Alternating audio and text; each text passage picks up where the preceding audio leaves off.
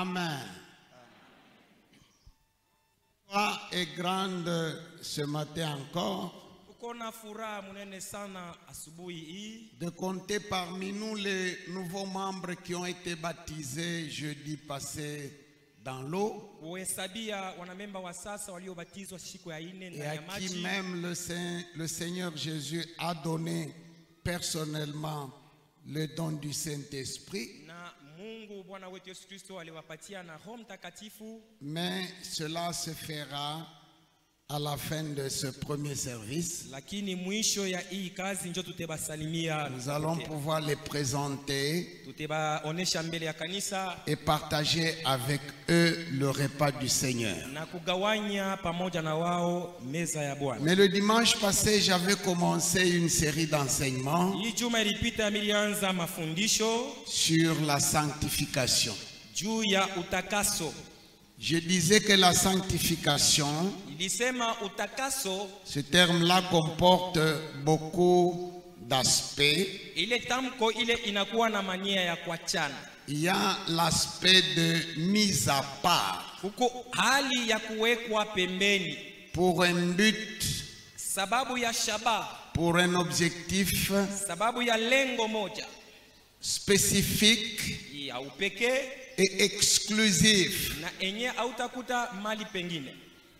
Quelqu'un met à part une personne, un objet, un endroit, un espace de temps pour un usage qui n'est plus ordinaire.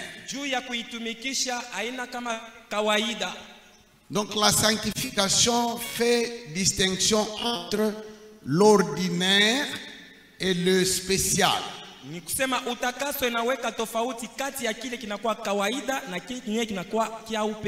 L'ordinaire et le sacré.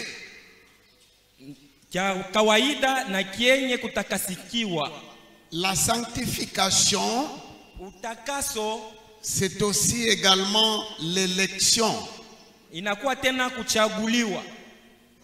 Dieu choisit quelqu'un. Dieu choisit un peuple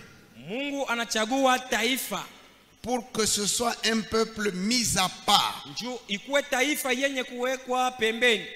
Désormais, ce peuple-là lui appartient.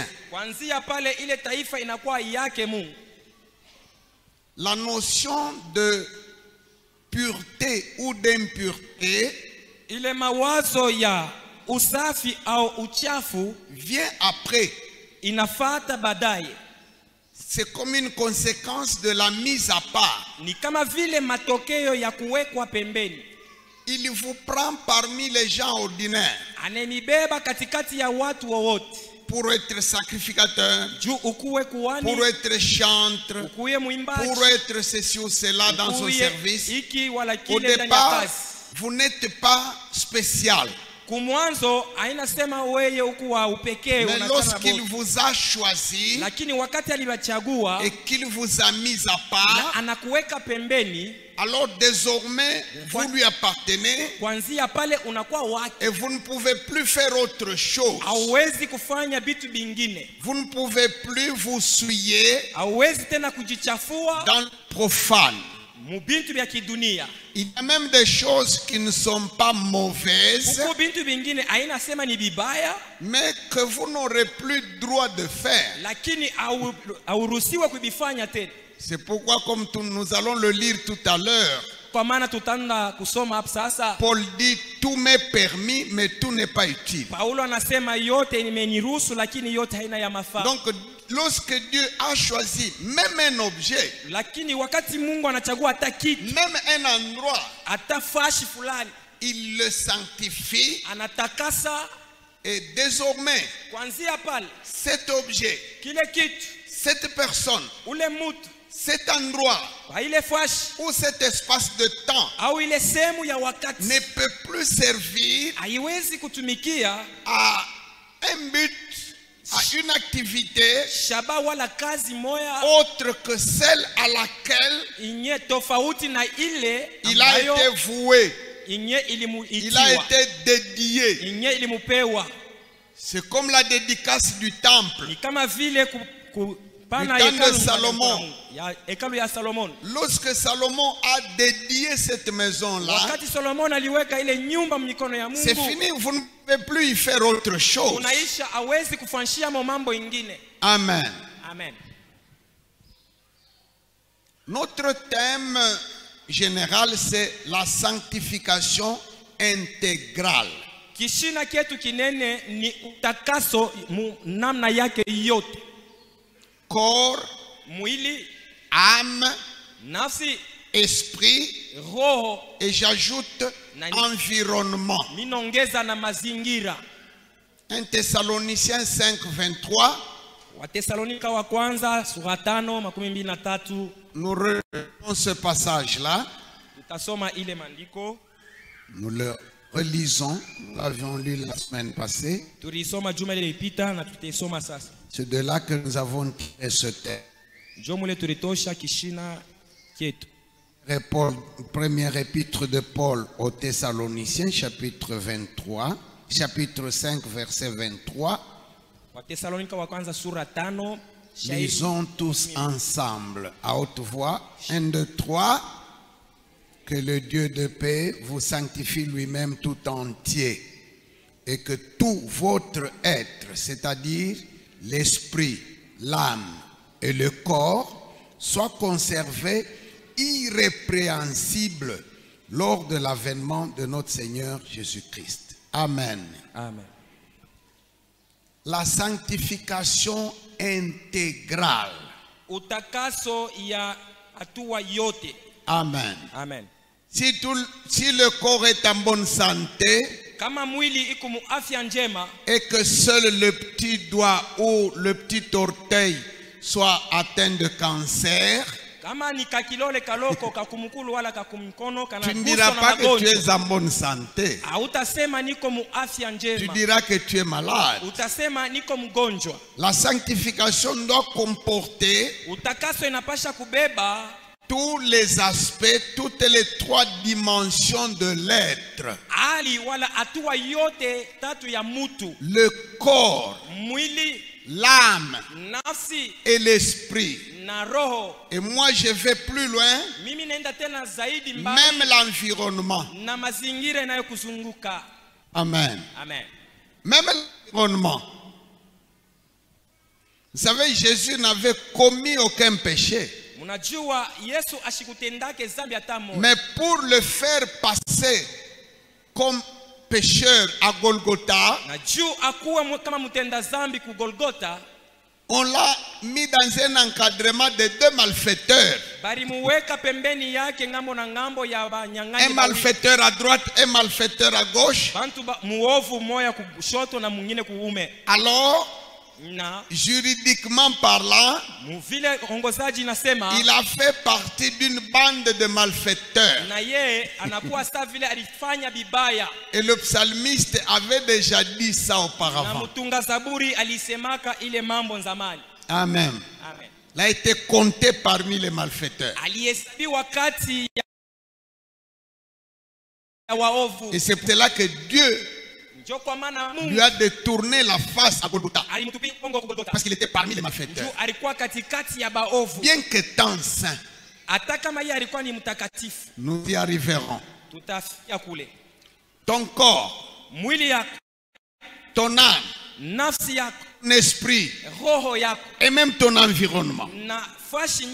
Mais aujourd'hui parlons du corps. Amen. Amen.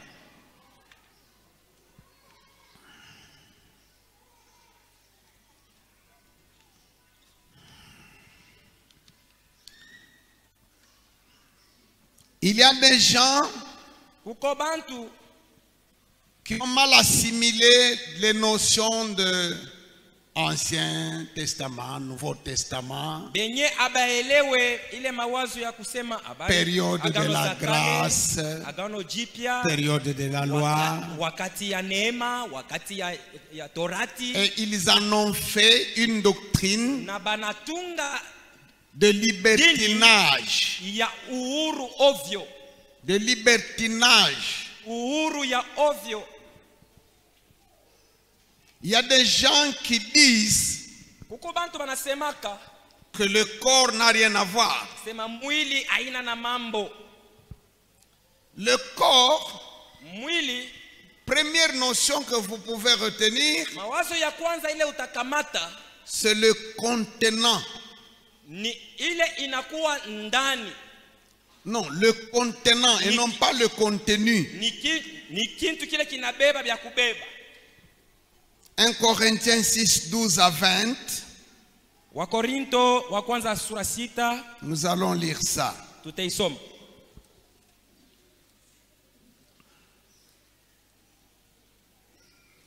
Première épître de Paul aux Corinthiens, chapitre 6, 12 à 20.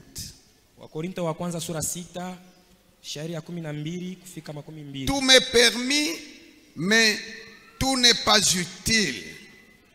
Tout m'est permis, mais je ne me laisserai asservir par quoi que ce soit. Les aliments sont pour le ventre et le ventre pour les aliments. Et Dieu détruira l'un comme les autres. Mais le corps n'est pas pour l'impudicité. Il est pour le Seigneur et le Seigneur pour le corps. Et Dieu, qui a ressuscité le Seigneur, nous ressuscitera aussi par sa puissance. Ne savez-vous pas que vos corps sont des membres de Christ?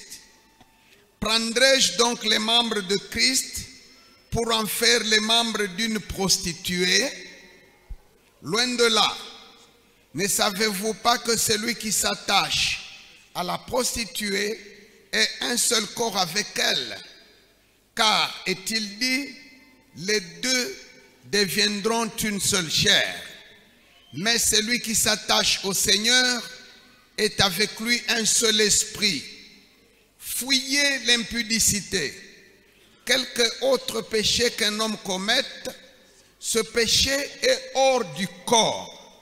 Mais celui qui se livre à l'impudicité pêche contre son propre corps. Ne savez-vous pas, voilà, je disais que le corps c'est le contenant.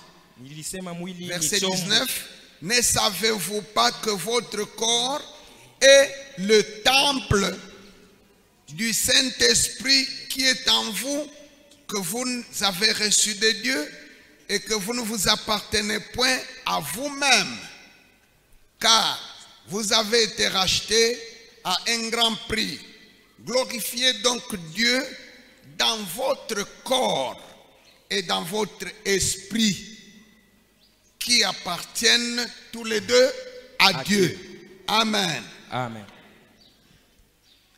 Il y a des gens qui s'encouragent à vivre dans la souillure, dans le péché, dans l'impudicité, dans toutes sortes d'œuvres de la chair, et qui trouvent pour soubassement scripturaire en disant le corps c'est rien. Non, le corps n'est pas rien. Et ce n'est pas Satan qui a créé le corps. Celui qui a créé le corps, c'est Dieu. Amen. Amen.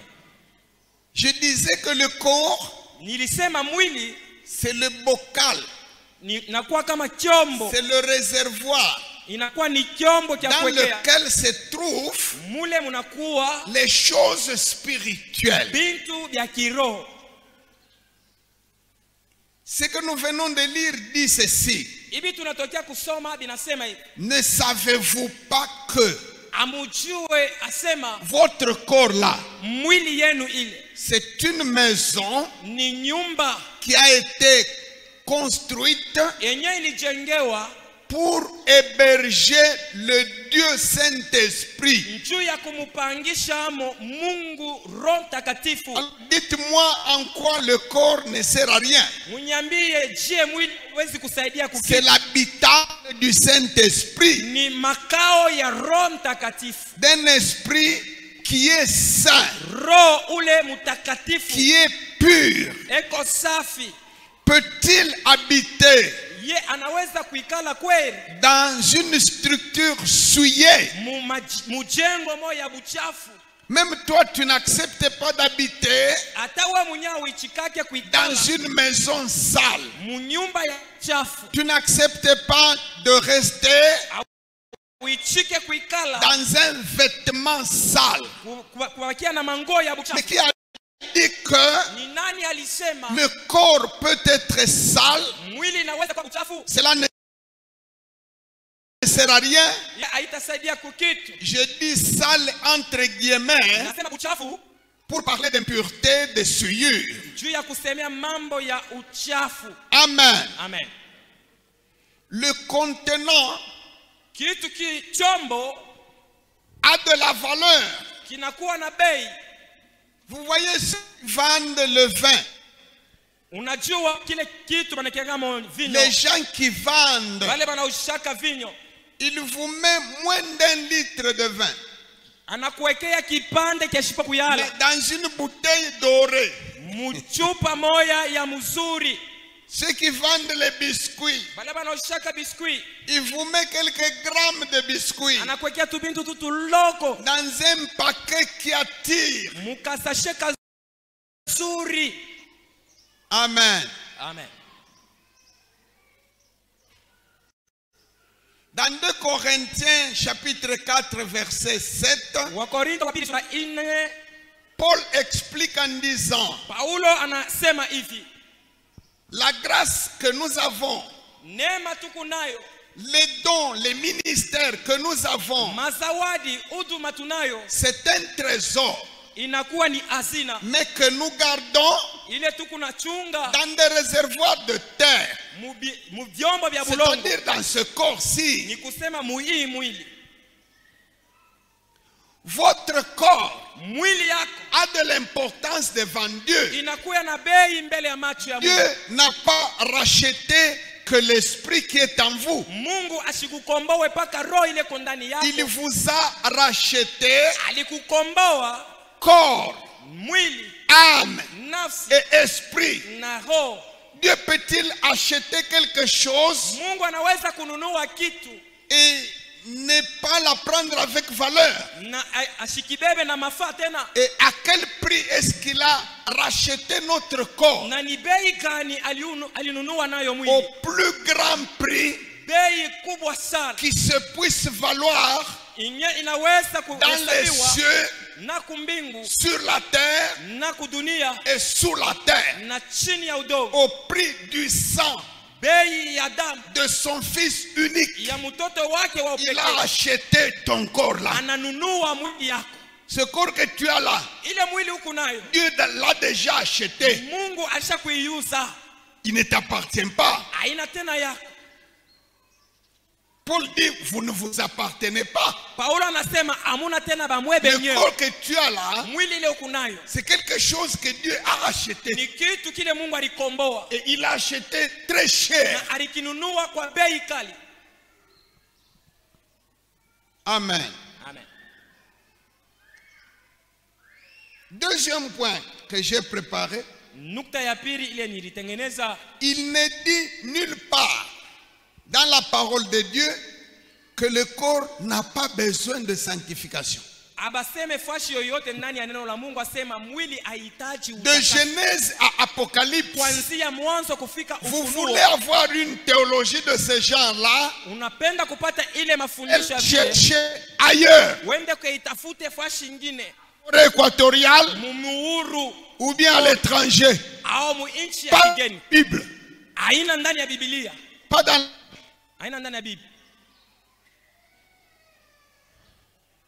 il n'y a aucun texte biblique auquel on peut attribuer ce mensonge.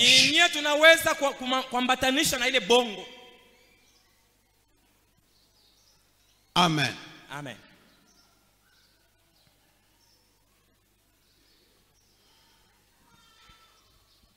Oh, ce qui compte, c'est ce qu'il y a dedans. Oh, ya mafani ile iko tu ndani. Mais ce qu'il y a dedans est à l'intérieur de quoi? Sasa ile iko ndani ya nini? Dieu ne met pas des choses précieuses Mungu hawezi kuweka bintu vya bei dans un contenant vile. Mukyombo kya buchafu kya. Jésus a dit, Yesu alisema, on ne met pas le vin nouveau abawekake mvinyo dans de ya sasa vieilles outres. ndani ya manchupa ya zamani. On ne coupe pas un morceau d'étoffe neuf avec un lambeau déchiqueté. Ça, c'est Jésus qui dit. Abashonake nguo ya zamani na nguo ya sasa unabiunganisha. Des outres neuves Vyombo vya sasa pour un vin neuf. juu ya vinyo ya sasa. Amen. Amen. Le corps. Mwili. Vous ne pouvez pas parler de sanctification d'âme ou d'esprit et faire abstraction au corps. Hawezi kusemea mambo ya utakaso ya kiroho na uweke mwili pembeni. Ni bongo. Amen. Amen.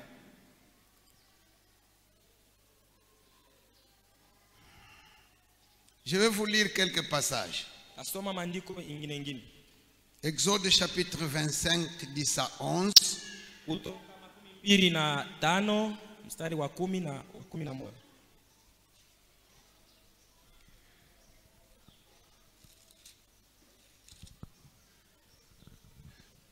Ils feront une arche de bois d'acacia. Sa longueur sera de 2 coudées et demie, sa largeur d'une coudée et demie et sa hauteur d'une coudée et demie. Tu la couvriras d'or pur. Tu la couvriras en dedans et en dehors. Et tu feras une bordure d'or tout autour. Amen. Amen. Il s'agit de l'arche de l'alliance. C'était une caisse rectangulaire en bois d'acacia dans laquelle on avait mis un échantillon de la manne qu'on mangeait au désert,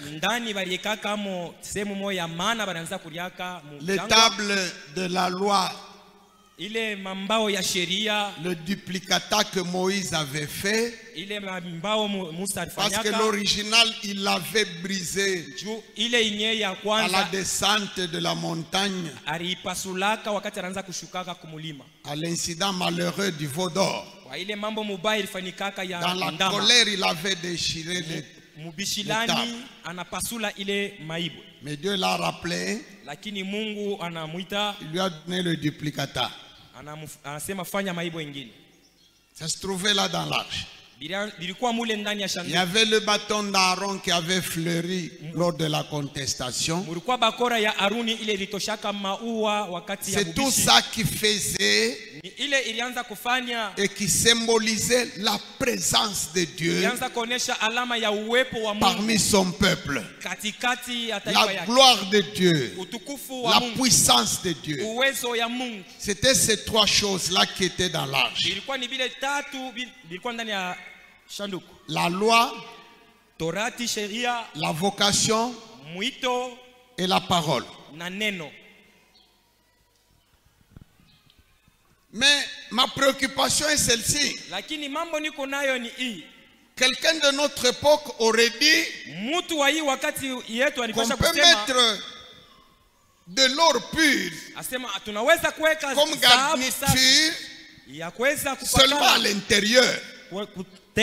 Parce que c'est là qu'il y avait la sainteté de Dieu, l'amour de Dieu, la puissance de Dieu, la miséricorde de Dieu. Tout cela était là-dedans. Pourquoi l'extérieur? L'extérieur, on pouvait laisser des écorces de bois d'acacia et dire mais ce qui compte c'est ce qu'il y a dedans. Non, Dieu n'a pas dit comme ça. Dieu a dit tu la couvriras d'or pur, non seulement à l'intérieur mais aussi à l'extérieur. Amen. Amen. L'intérieur c'est le côté spirituel de l'homme. Mais l'extérieur, le visible, le palpable, c'est le corps. La pureté ne doit pas être seulement à l'intérieur. Elle doit aussi être reflétée à l'extérieur. Amen. Amen. Dans Luc chapitre 2 verset 52, la Bible dit, parlant de Jésus, qu'il croissait non seulement en grâce, non seulement en sagesse, mais aussi en statut. Dans la 3e épître de Jean, il dit à Gaius, je souhaite que tu prospères à tous égards dans ton corps, comme ton âme aussi fait des progrès, comme la grâce qui est en toi fait du progrès, que le corps aussi suive la mesure. Amen. Amen. Écoute, la sanctification ne concerne pas seulement la dimension spirituelle de l'homme. Elle concerne avant tout le corps. Parce que c'est Dieu qui a créé le corps. Parce que le spirituel habite dans le corps. Aussi parce que il y a un rapport, une relation mathématique, une relation de cause à effet entre l'intérieur et l'extérieur. Une relation du type Y égale AX. Pour ceux qui ont fait les maths. C'est-à-dire quoi?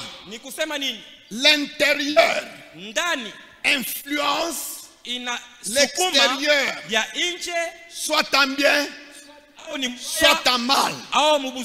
Et l'extérieur, mêmement, l'extérieur, c'est-à-dire le corps, lui aussi influence le spirituel, soit positivement, soit négativement. Les deux sont reliés par une relation mathématique. Ne dites pas que l'extérieur ne dépend pas de l'intérieur. Soit vous êtes dans l'erreur, soit vous n'êtes qu'un menteur. Les deux dépendent l'un de l'autre. Les deux s'influencent réciproquement. Le corps a l'influence sur l'esprit. L'esprit a de l'influence sur le corps. Comme je vais vous le démontrer tout à l'heure. Amen.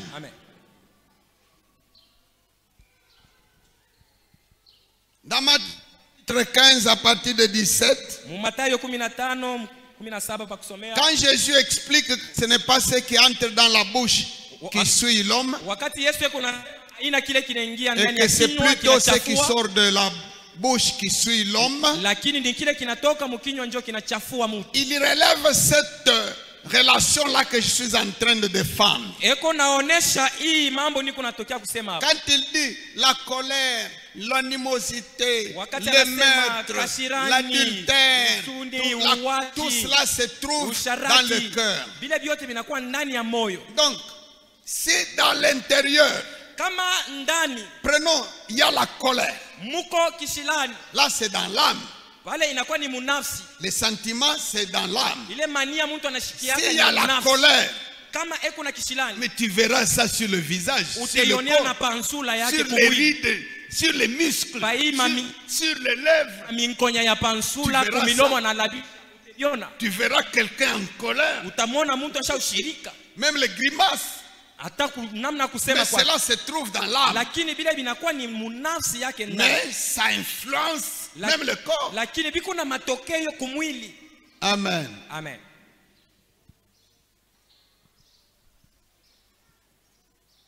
Ou si tu venais avec un tison de feu en ignition, tu plantes sur ma peau ici. Et ça commence à brûler.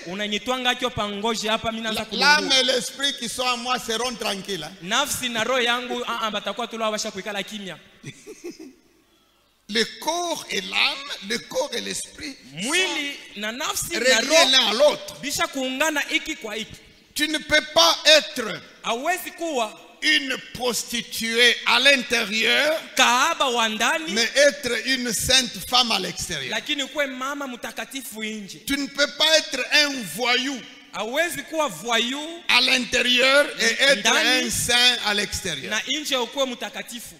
Ce que tu es là-dedans, dans l'esprit, c'est ça qui se reflète sur ton corps.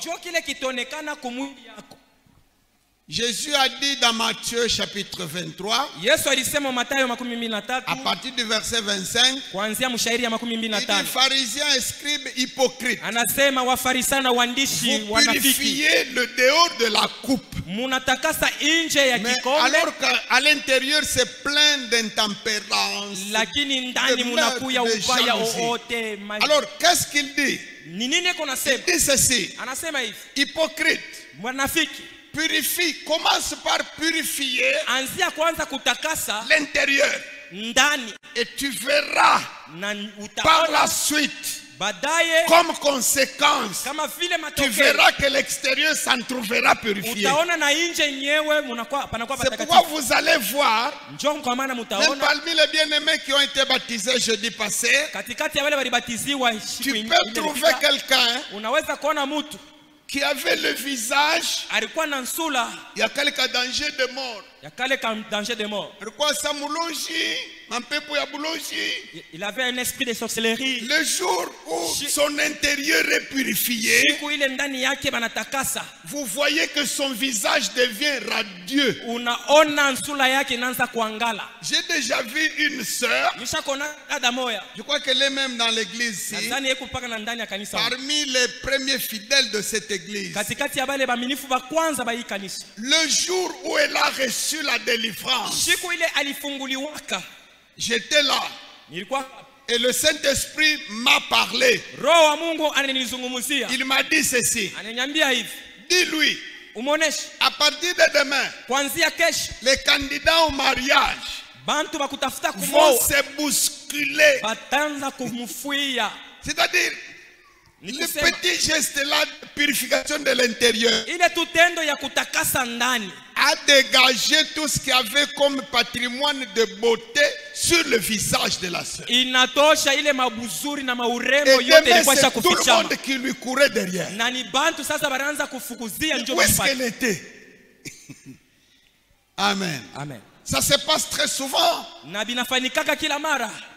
L'intérieur purifié et même le corps devient radieux. Même certaines maladies disparaissent d'elles-mêmes. Amen.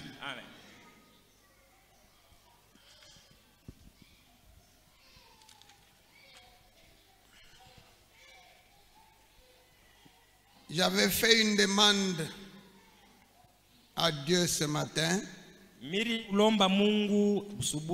afin qu'il m'accorde d'être bref. Parce que notre journée est surchargée aujourd'hui.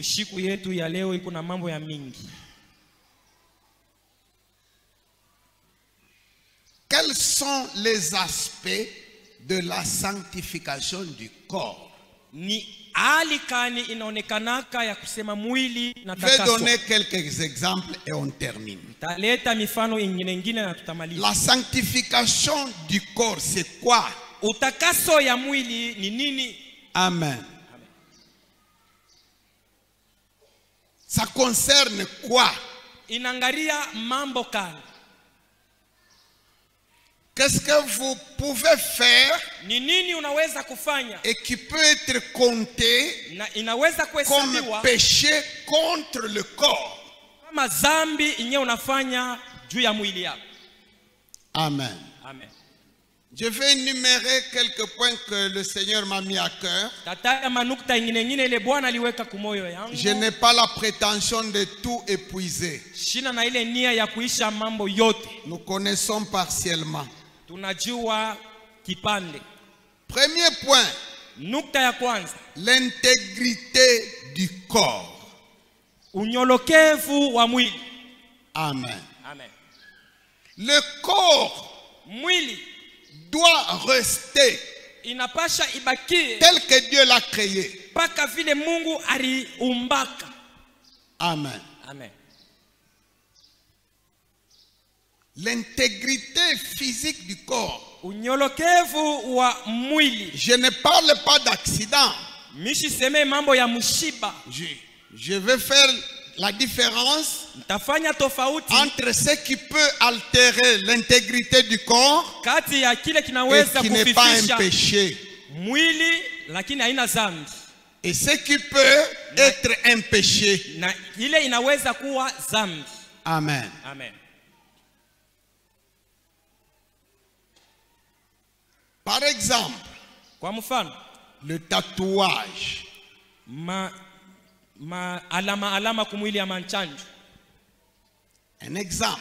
Ni mfano. Il y a des gens qui disent que c'est le tatouage esthétique.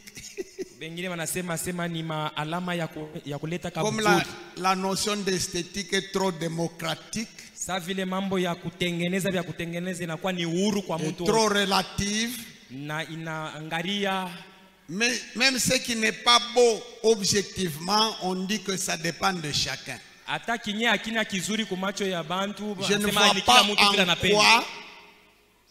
Je ne vois pas en quoi une peau qui a été dessinée comme une carte avec des scorpions, des serpents, en quoi cela est esthétique, je ne vois pas.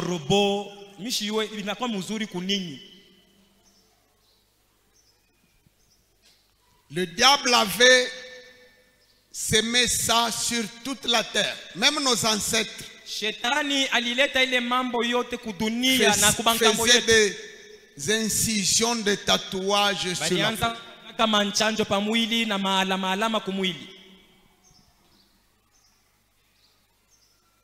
Je vous donne un exemple.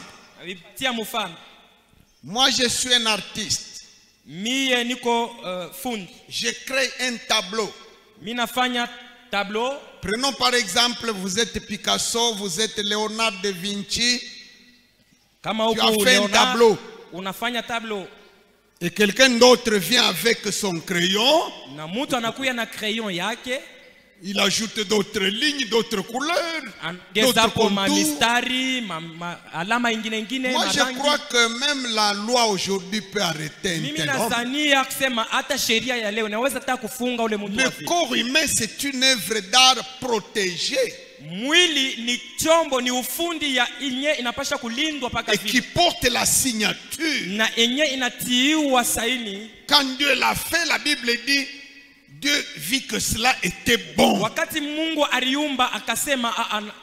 Dieu t'a créé noir, il a dit c'est bon. Quand Dieu t'a créé homme ou femme, Dieu vit que cela était bon.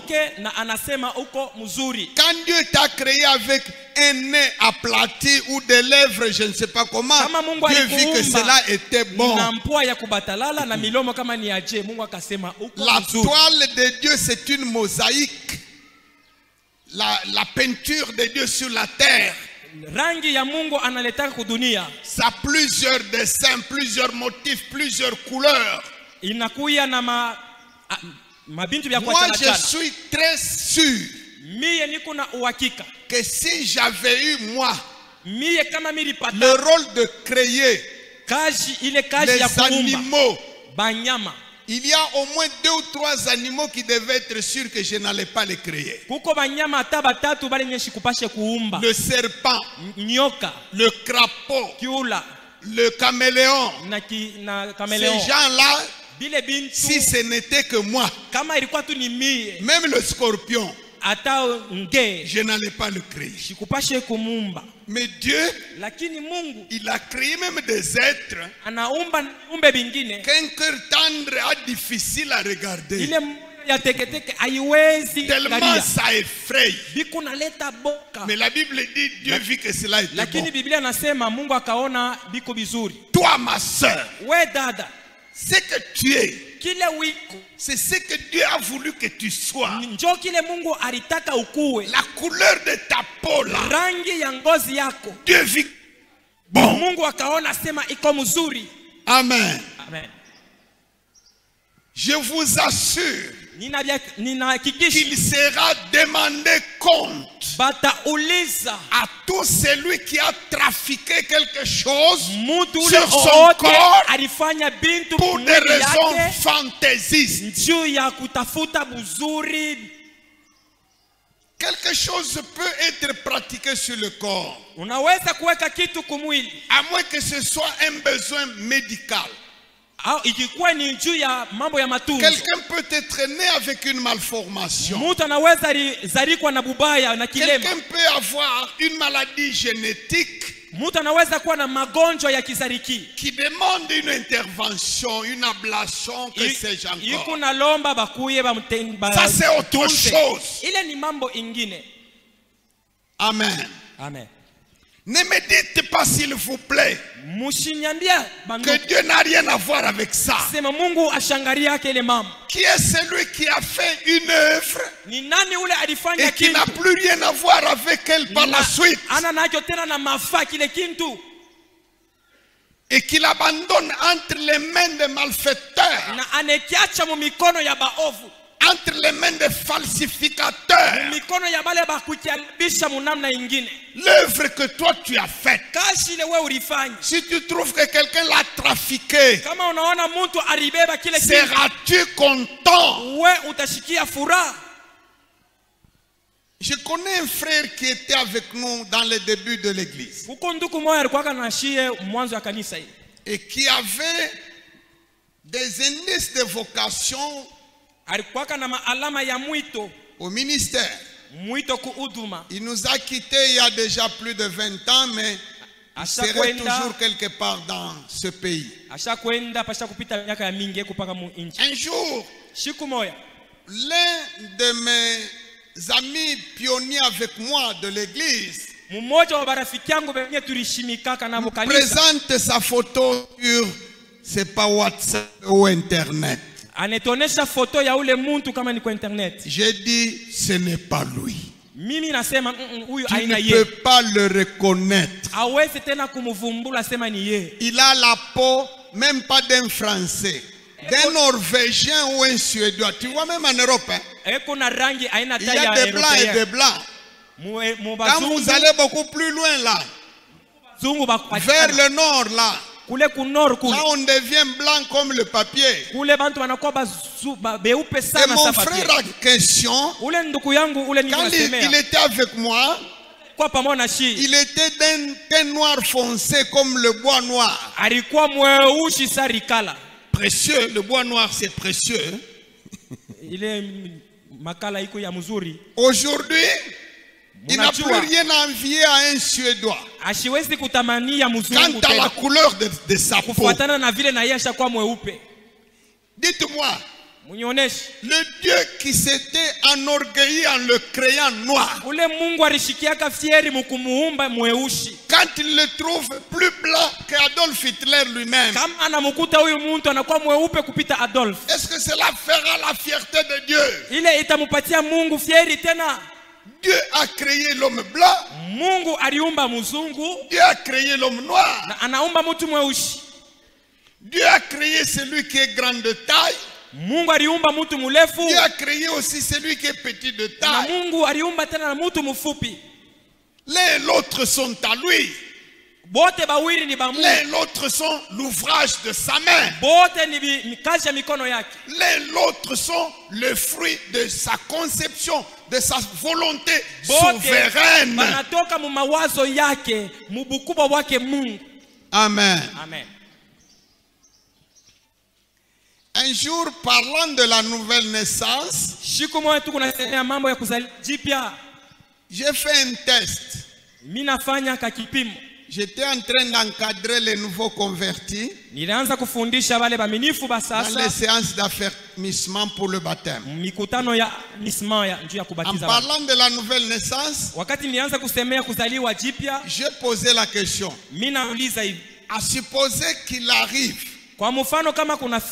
que Dieu fasse un rassemblement général de tout le genre humain et qu'il dise, écoutez, j'ai entendu vos cris de douleur. Je vais donner à chacun une nouvelle chance. Alors je vais recommencer. Que chacun prenne un bout de papier, qu'il détermine le pays dans lequel il voudrait que je le crée, et même la famille dans laquelle tu préférerais être né. J'ai l'impression qu'au Congo, je serai, si pas le seul, mais nous serons très peu nombreux. Il y a des gens qui voudront naître aux États-Unis d'Amérique. Il y en a qui voudront être le fils d'Emmanuel Macron. Et les parents, si vous entendez ce que vos enfants auraient voulu, vous êtes déçus. La plupart des enfants auraient voulu changer de parents. Amen. Amen.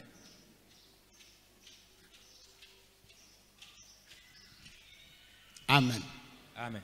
Mais moi, si vous tous voulez partir, moi je resterai au Congo. Il n'y a pas un pays que j'aime comme celui-ci. Les autres pays sont beaux, sont bons et tout ça, c'est vrai. J'aime mieux aller faire du tourisme, voir aussi ce qui se passe ailleurs. Mais mon pays à moi, c'est le Congo. Je suis congolais. Et je suis fier de l'être. Amen. Amen. C'est là que Dieu a voulu que je sois. Et quand il m'a fait congolais, Dieu vit que cela était bon. Dieu vit qu'il était bon que Ndala soit congolais. Et il en a tiré satisfaction dans son cœur. Amen. Amen. L'intégrité de ta peau, de ton corps. Aujourd'hui, la science et la technologie ont décidé de réserver un affront à Dieu et de lui lancer un défi. Selon qu'il est écrit, j'anéantirai la sagesse des sages, l'intelligence des intelligents. Dieu les confondra. Aujourd'hui, cette technologie-là est devenue capable de changer l'homme en une femme par sa chirurgie. De changer la femme en un homme. De changer la forme du nez d'un noir en nez de la race blanche. Vous trouvez une femme, mais qui il y a 2-3 ans était un homme.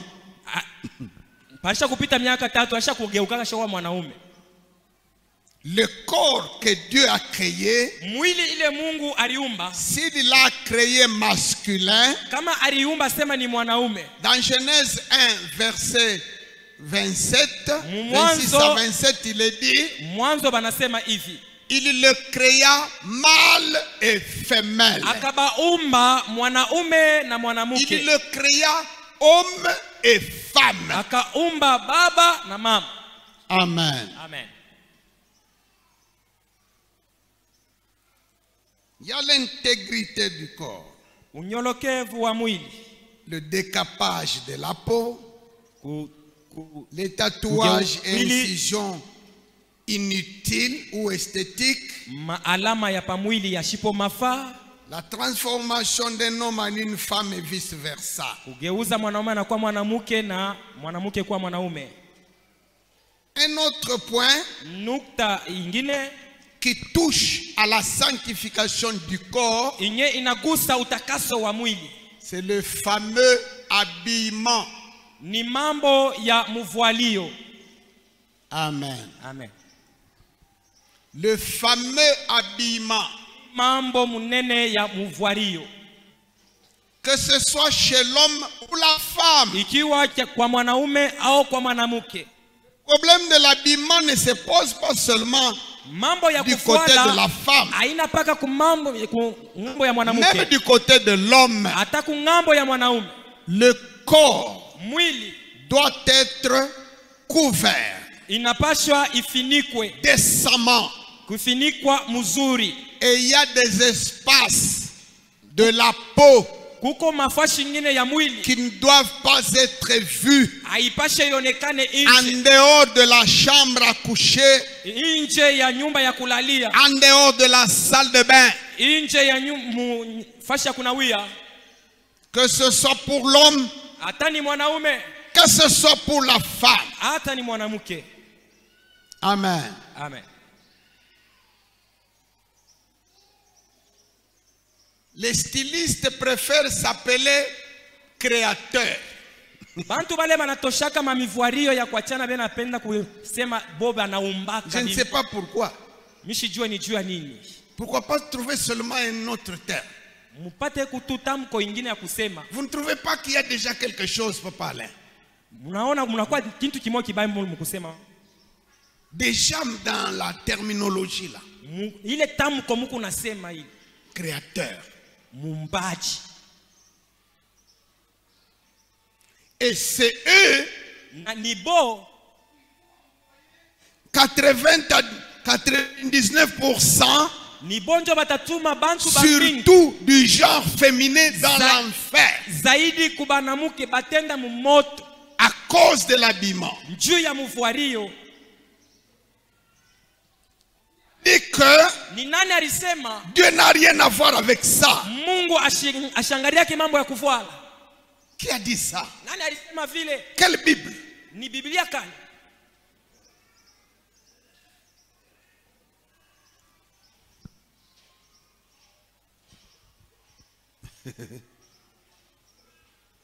Que ce soit les hommes ou la femme. Vous trouvez un homme à qui Dieu a donné un ventre double et la poitrine comme une savane boisée, mais qui a tout le torse nu parce qu'il fait chaud devant ses filles, devant les voisins, parce qu'il est un homme. C'est de l'impudicité. Écoutez, le mot impudicité, c'est quoi? Vous voyez comme il traduit là? C'est ça qui nous induit en erreur. La Bible n'a pas été écrite dans notre langue. Et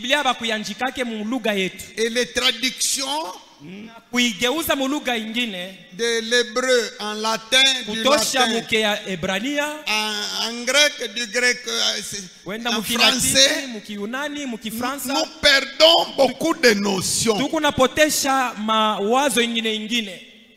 Ici chez nous, parmi les chrétiens, dès qu'on parle d'impudicité,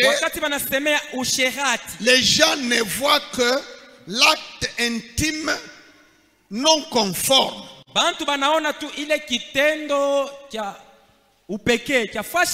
L'acte sexuel extra-conjugal. On ne voit que ça, l'adultère. Non, non, prenez votre dictionnaire là. Même toi qui as le dictionnaire dans ton téléphone ici, ouvre. Vois le mot impudicité. Ça signifie ceci. Tout comportement qui choque la pudeur, qui choque les bonnes mœurs. C'est-à-dire, un habillement peut être impudique même si tu ne fais pas la fornication. Tu n'as jamais connu un homme. Tu es vierge comme une fille d'Israël. Mais tu es sur la liste des impudiques qui ne verront pas le royaume. Rien qu'à cause de ta façon de t'habiller. La Bible dit, ne vous y trompez pas. Ou que personne ne vous trompe. Les impudiques n'hériteront pas le royaume. Cela ne changera pas. Cela est aussi vrai que vous et moi nous sommes là. Un habillement qui choque la décence, les bonnes mœurs. C'est quoi? C'est-à-dire l'impudicité, ce n'est pas de façon absolue par rapport à ce que toi tu crois, non. C'est par rapport à ce que le voisin croit. Toi tu peux marcher nu sur l'avenue Lumumba. Tu peux marcher torse nu et les seins en dehors sur le boulevard Kasavubu. Et tu dis, qu'est-ce que ça fait? Qu'est-ce que ça fait? Quand je marche comme ça, moi je n'ai pas les pensées. À l'intérieur je suis pur comme un ange. Non, à l'intérieur tu es menteuse comme le diable. Tu ne peux pas être pur à l'intérieur et exposer les seins, exposer le corps. Mensonge.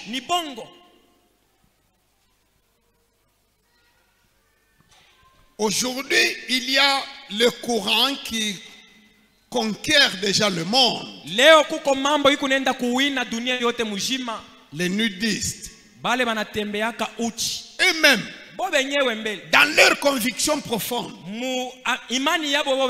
ils peuvent être tous là, papa, maman, enfant, belle-mère, beau-père. Cela ne dit rien. Cela ne change rien. D'après eux-mêmes, leur conscience est pure. Le problème n'est pas ta conscience à toi. Le problème, c'est la conscience de celui qui te voit. Ton comportement le choque. Ta liberté piétine sa conscience. Ma liberté uhuru yangu ne doit pas déranger la liberté du voisin. C'est là aussi qu'il y a un problème. Isivuruke uhuru ya jirani, pale ndio panakuwa mambo. Si moi je suis libre, kama mie niko uhuru, je ne dois pas empiéter aussi siwezi sur les convictions de l'autre kugusa mambo ya imani ya mwingine, qui n'a pas les mêmes convictions que ule moi. ashina na imani pamoja na mimi. À la fin, la tolérance c'est quoi? Mwisho yake kuvumilia ni nini? Si l'on prêche la tolérance, kama wanahubiri mambo ya kuvumilia, c'est-à-dire je dois respecter aussi les convictions de l'autre. Ni kusema mimi napasha kuheshimia na mwingine na yeye vile eko na mimi. Amen. Amen.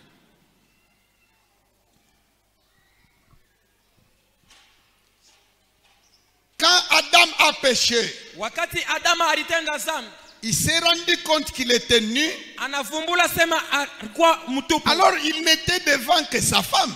Alikuwa ni mbele tu ya bibi yake. Jusque-là, il n'y avait pas encore d'autres êtres vivants. Akukukwe bantu bengine. Il n'y avait que son épouse, alikuwa tu paka bibi yake pale, laquelle a même le droit de le voir en costume d'Adam, comme on dit. Mwenye anakuwa na sheria ya kumuona uchi pasipo manguo. Mais cela lui a fait honte. Lakini bilimuletea haya. Est-ce qu'il avait honte des éléphants? Alikuwa alipata haya mbele ya banyama. Amen. Amen. Il n'y avait que son épouse. Alikuwa paka bibi yake. Mais le fait de se traîner là au grand jour, même avec son épouse, lakini tumukutembea mjuu wakati hata mbele ya bibi, sans le moindre millimètre carré de toffe sur son corps, c'était déjà un problème. Balikuwa deja ni mambo isha kwanza. Ils étaient seulement à deux. Balikuwa ni boba wili. Et sa voisine n'était pas sa jeune sœur, non, c'était sa femme légitime. Ule alikuwa naye ashikukwe dada yake, bibi yake mwenyewe. Mais ça faisait déjà honte. Banaanza kushikia aya pale. Et il y a une théologie où le mot honte n'existe plus. Qu'est-ce que ça fait? Qu'est-ce que ça fait? Moi je te dis ce que ça fera quand Jésus reviendra. Si tu ne sais pas ce que ça fait aujourd'hui, prends bonne note. Tu verras ce que ça fera.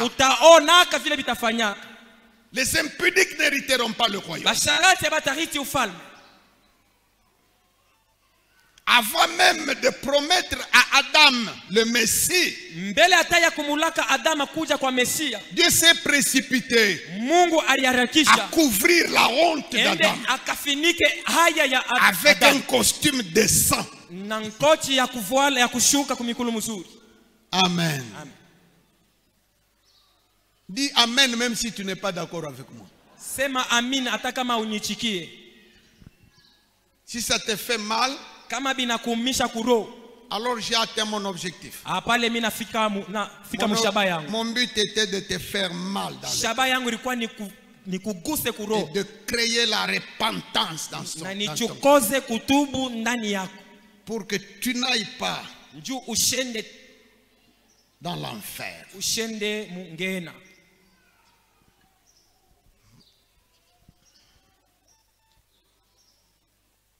Toujours sur le point de l'accoutrement, le corps n'a pas besoin de trop de choses fantaisistes. C'est pourquoi il est dit que l'on soit habillé non seulement avec pudeur, mais aussi avec modestie, simplicité. Qui a déjà vu un médium en train de faire la séance de divination? Moi j'en ai déjà vu beaucoup. Allez le voir. Je n'ai jamais vu, même parmi les films européens ou indiens ou asiatiques, un devin qui ne s'applique pas de poudre. Je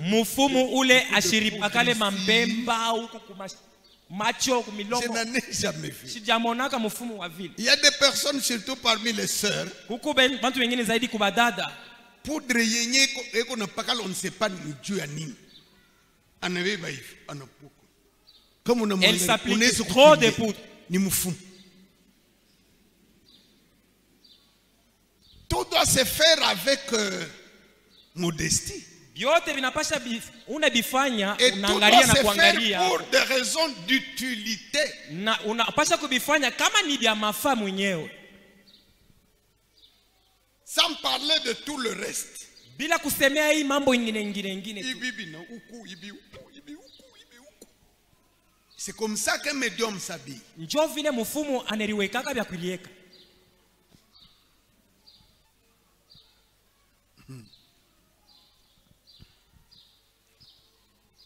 L'année passée, j'ai connu un cas de délivrance ici.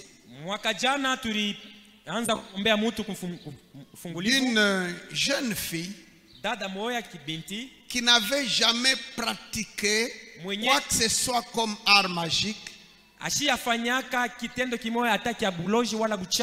mais qui travaillait avec une sirène en plein jour. La sirène venait lui donner même de l'argent ici, dans un quartier à côté. Je lui demande, bon, comment tu as fait? Et commence à pleurer. Dit, je ne sais pas. Je me suis seulement retrouvé en amitié physique, intime avec cet être-là. Elle-même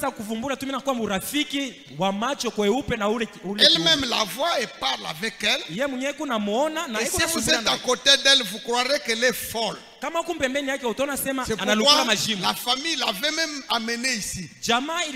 On a dit qu'elle était tombée folle. Mais en réalité, elle n'était pas folle. Tout simplement parce qu'on la voyait parler avec quelqu'un d'invisible. Or, l'invisible là lui résolvait même des problèmes. Quand par exemple elle la trouve abattue, demande, ma chérie, qu'est-ce qui ne va pas? Non, j'ai un problème d'argent. Elle lui laissait l'argent. Je lui ai demandé, et te donner l'argent comment? Tu allais invoquer dans la toilette ou bien au cimetière ou bien au fleuve? Dit non, non. Je dis, c'est de l'argent virtuel ou bien l'argent? Ni makuta yenyewe ikusa ya ndoto au ni makuta? Je vais acheter les vêtements, il me donne l'argent, je vais acheter. Ananipatia hii makuta yakonekana mimi na beba mimi nenda kuuza. Comment est-ce que tu as eu ça? Ulipata je? On a prié de longs jours. Jusqu'à le kubamba kuku magoti, et qui est évasé au pied, qui descend jusqu'aux chevilles, mais au pied là elle devient vaste. Elle est de couleur bleu marin. Ni bleu. Oui. Ndiyo. Comme elle avait amené tout le sac de vêtements, la jupe était là-dedans. Et ses sœurs qui l'accompagnaient ont crié que de poissons. Il paraît c'est comme ça que cette jupe-là s'appelle. Que de poissons. Je leur ai demandé de quel poisson. C'est la queue de quel poisson.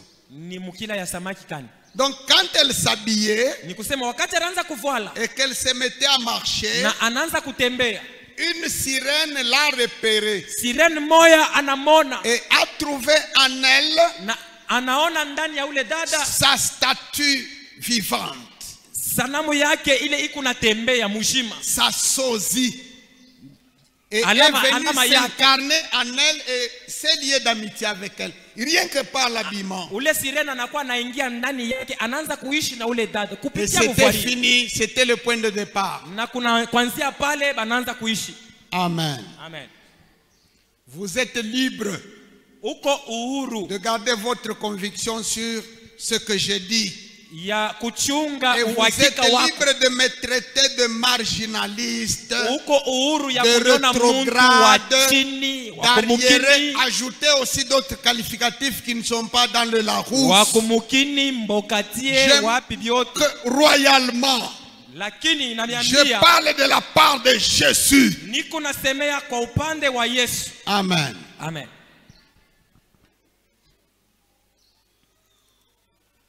C'est un cas vécu il y a 12 mois. Alléluia. Amen. Adultère. muzinifu.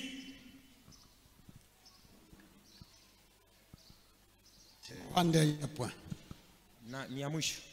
Dans le texte que nous avons lu, Mumandiko tulisoma, la Bible dit, Biblia nasema hivi, quelque autre péché zambi ingine qu'un homme commette, ile mtu anaweza kufanya, ce péché est hors de son corps. ile zambi iko nje ya mwili wake. Mais celui qui commet l'adultère Lakini ule anazini, pêche contre son propre corps. anatenda zambi juu ya Quand mwili wake quelqu'un mwenyewe. commet l'adultère, Wakati mtu il ne suit pas seulement l'esprit, asichafushe roho tu, il suit avant toute chose son corps. anachafusha kia kwanza ni C'est mwili un wake. péché qui s'attache au corps, Ni zambi inye ainsi inalamata que kumwili. toutes les pratiques sexuelles non conformes, Na ile vitendo vyote vya usherati yenye que ce abistahili, soit la masturbation, ikiwa kujifurahisha que mwenyewe, ce soit l'homosexualité, ikiwa mwanaume na et mwanaume que sais-je encore, na bingine vinafuata, toutes ces choses-là vile vyote que Dieu n'avait pas prévues Mungu ashikutengeneza en créant ce corps. mukuumba hii Ces mwili. choses-là Vile bintu suivent le corps. bikuna chafua mwili.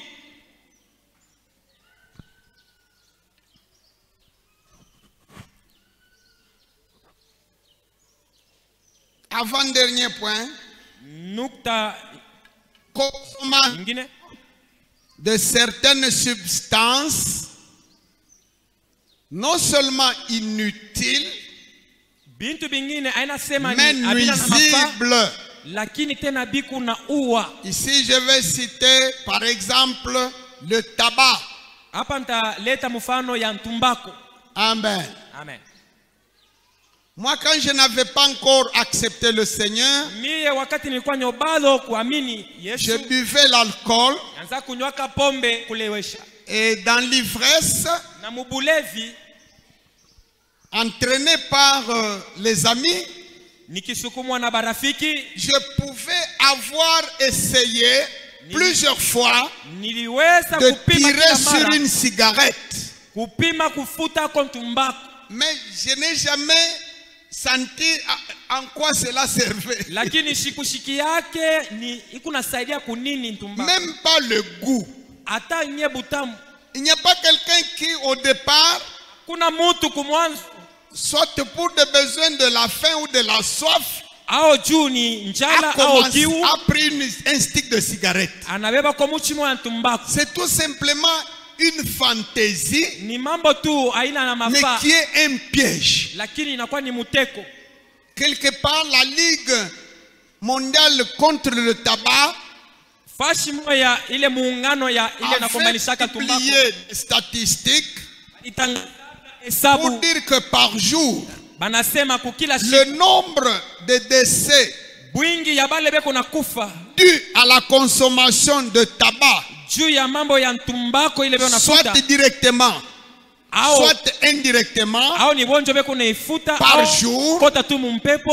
J'oublie malheureusement le chiffre qui avait été utilisé, Mina mais sababu ni ngapi ile barita, il était effarant. ilikuwa ni hesabu C'était ya mingi. quelque chose comme par exemple 20 Boeing 747 qui faisaient le crash et que tout le monde mourait. C'est ça par jour. Le nombre de décès. Ya bwingi ya bale bana kufaka kama avion. Et ce qui m'étonne, hein, na ile kuna nishangaisha c'est de trouver même un médecin, ni kukuta hata munganga na ye mais esclave de la cigarette. mutumwa na ye wa tumbako. Un médecin, Munganga ivrogne invétéré. Je ne comprends pas. mulevi wa miaka na Là, miaka, je ne comprends pas. pale mishielewe. Un médecin Munganga qui connaît mieux que quiconque anajua sema mtu wowote, les effets asema bile bintu binafanya de la nicotine, le goudron, bintu bile binangea toutes kama les tumbako substances nocives et cancéreuses, Bile- cancérigènes bile qui bintu sont dans le tabac, binalabishaka mwili Mais binangea un kama médecin tumbako. qui termine des paquets. Lakini munganga Par na ye jour. kunaisha pake mushima ya Je ne tumbako. comprends pas. Shibishikie. Amen. Amen. Il y a des choses Kuko bintu dont ce corps n'a pas besoin du tout. mais qui par contre n'ont d'autre effet que de détruire le corps. Je cite un exemple, c'est le tabac. Pour ce qui est de l'alcool, la consommation de l'alcool dans la Bible, ce n'est pas seulement pour des raisons hygiéniques. Ce n'est pas seulement pour l'intégrité du corps. Pour l'alcool, il y a un problème spirituel. Je ne vais pas expliquer ça aujourd'hui. Je m'arrête là. Amen. Amen.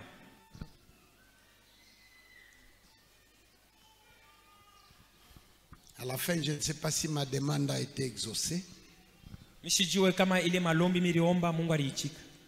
fait finalement plus d'1 heure.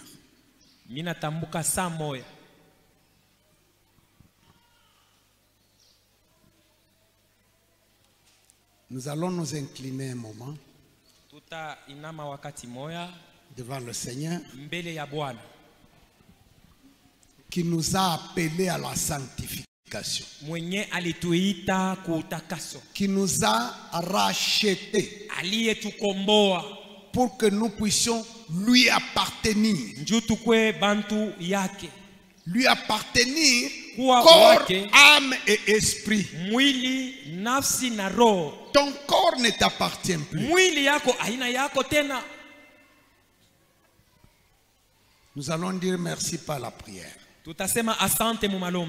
Prions.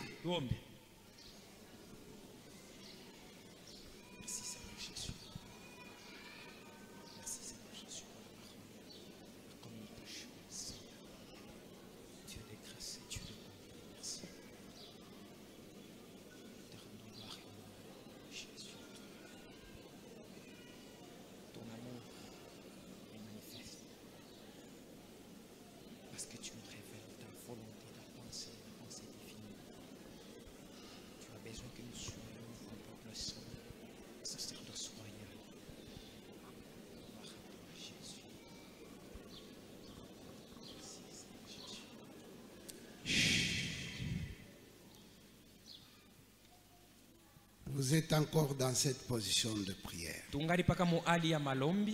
Voici ma question. À vous qui m'avez suivi en direct dans cette salle, et à vous autres qui m'avez suivi au loin, par notre chaîne de radio et de télévision, et par les médias sociaux, je vous pose cette question. Avez-vous déjà confié votre corps, votre âme et votre esprit à Jésus-Christ?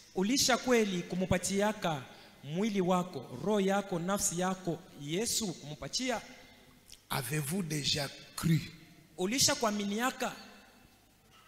Avez-vous déjà accepté Jésus comme Seigneur et Sauveur? Pour que vous soyez à lui. Pour que ton corps soit sa propriété. Que ton âme et ton esprit puissent lui appartenir comme des biens. Si le Seigneur te donne aujourd'hui comme occasion,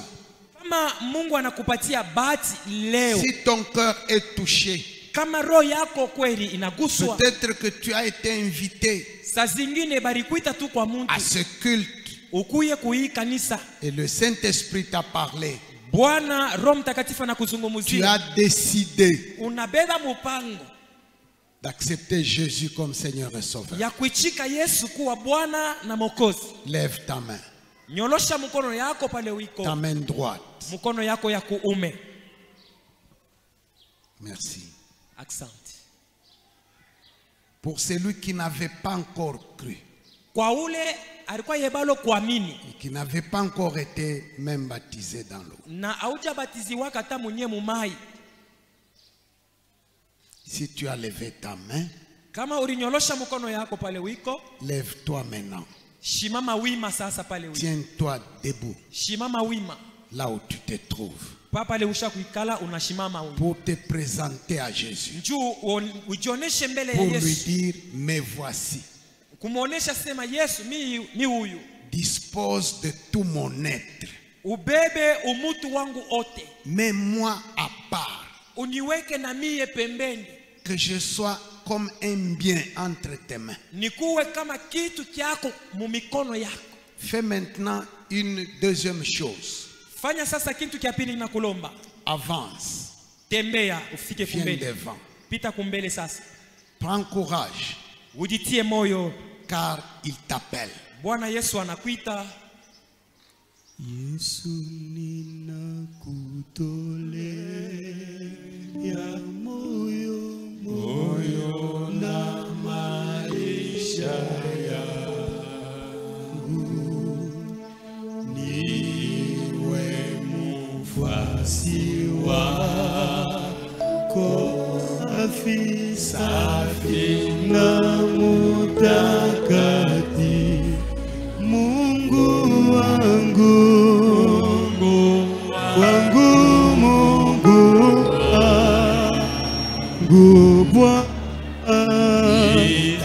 nitakase sai na kuomba, Mungu wangu Bwana, nitakase sai,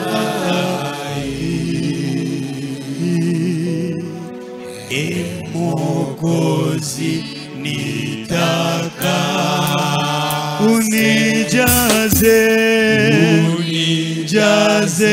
pendo lako na maisha yangu yote yawe yako Bwana wangu, Mungu wangu,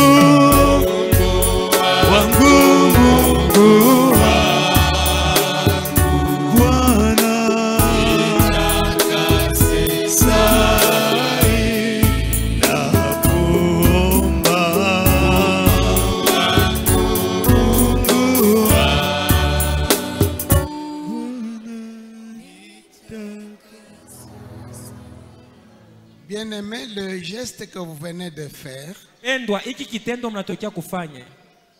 votre geste le plus important de toute votre vie. C'est le miracle le plus grand que Dieu puisse faire pour un homme sur la terre. Bien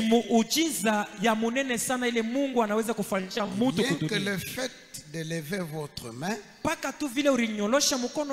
de passer ici devant,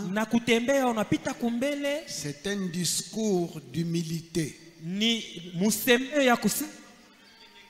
Le Seigneur Jésus va s'emparer maintenant de tout votre être.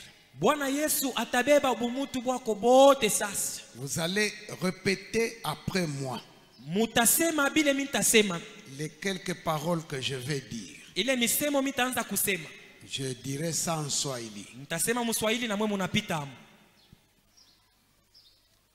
Baba Mungu,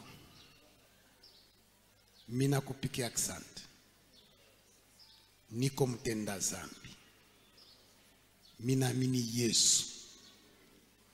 Bwana Yesu, mina kuamini, ingia ndani mwangu, unirumie zambi yangu yote, unisafishe, unitakase mwili na roho na nafsi,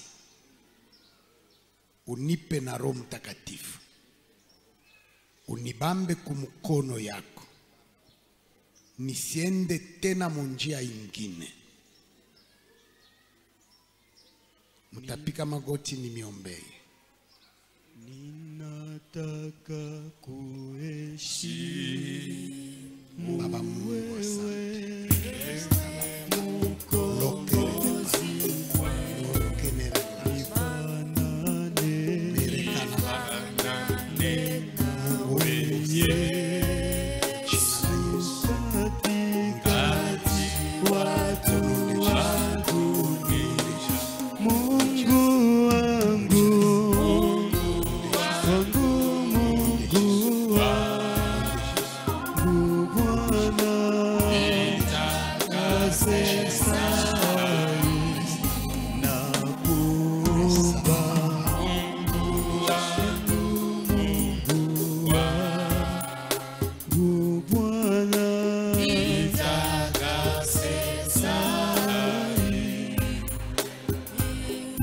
Nous allons nous tenir debout. La Bible dit, votre corps est le temple du Saint-Esprit. Nous allons rappeler le Saint-Esprit. Nous allons lui dire, n'oublie pas que mon corps que voici, c'est ton temple. Habite en moi. Remplis-moi de puissance. Accorde-moi les dons spirituels. Donne-moi la capacité de marcher victorieux sur le péché. Donne-moi la capacité d'aller annoncer l'évangile. Nous allons demander la plénitude du Saint-Esprit. Prions. Prions.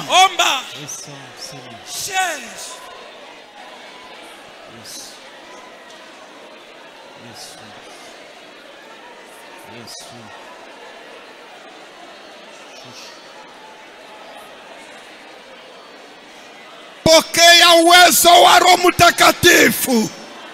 Katika jina la Yesu, recevez la puissance du Saint-Esprit par le nom de Jésus. Par le nom de Jésus, soyez remplis du Saint-Esprit. Au nom de Jésus.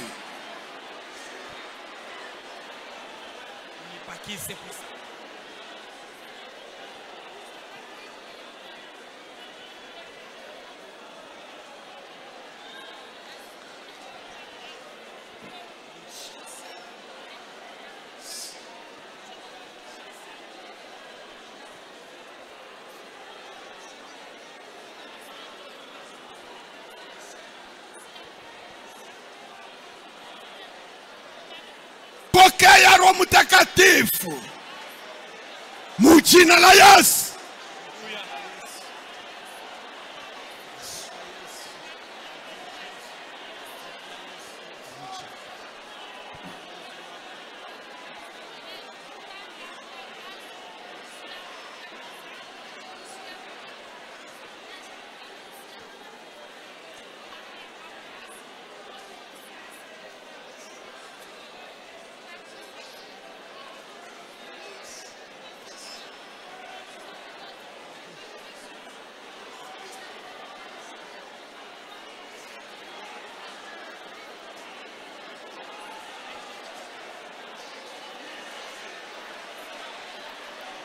Pokea uwezo wa Roho Mtakatifu mujina la Yesu.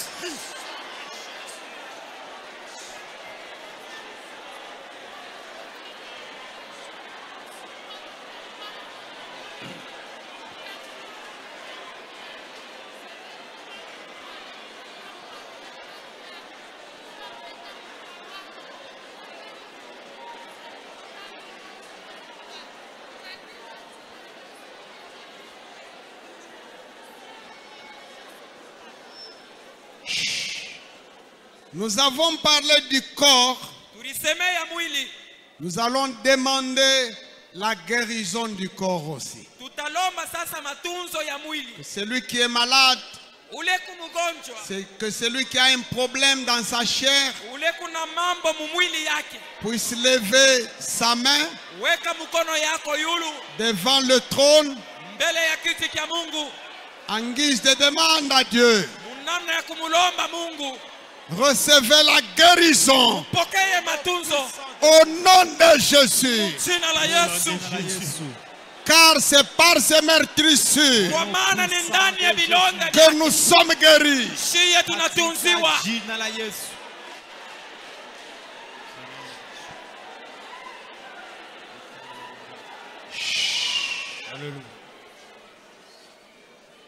Éternel Dieu notre Père, c'est toi qui as créé l'homme et toi seul.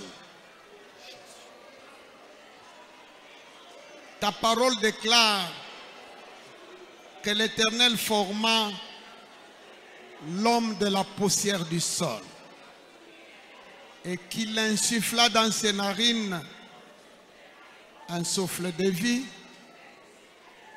Alors l'homme devint un être vivant. Le corps que nous avons, c'est l'ouvrage de tes mains.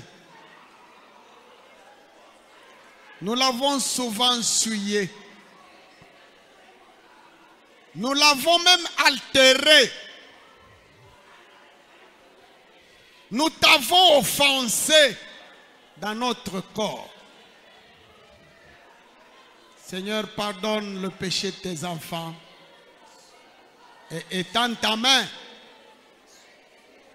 Qu'aucune maladie ne puisse résister maintenant. Au nom de Jésus. Au nom de Jésus qui nous a donné pouvoir sur toute maladie et toute infirmité. Je déclare la guérison. Que tout celui qui a un problème dans son corps puisse recevoir la consolation de la main de Jésus. Amen.